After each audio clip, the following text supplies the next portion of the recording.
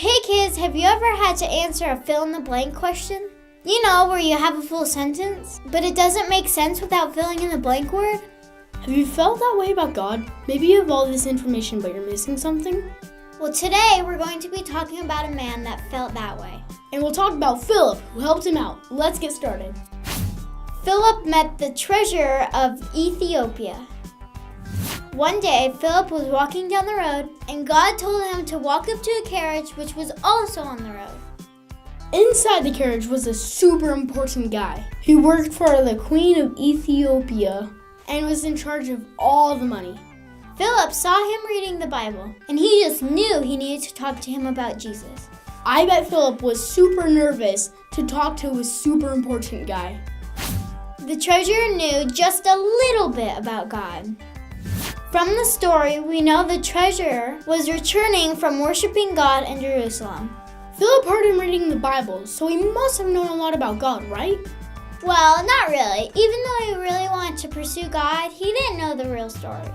He was actually missing the most important part of the story, so Philip filled him in. So Philip filled in the blanks and told him about Jesus. How cool is that? Let's take a look about how it happened. Memory verse. So beginning with the same scripture, Philip told him the good news about Jesus. So Philip saw what the treasurer was reading and showed him how it was pointing to Jesus. Philip filled in the blanks so the treasurer could understand who Jesus is and all he did for us. And here's a lesson we can learn from that story. Helping people pursue God starts with what they know. Think about the kids at your school that are like the treasurer. Maybe they know a little bit about God, but they don't know everything. Do you know the best way to help them? Fill in the blanks, like Philip did.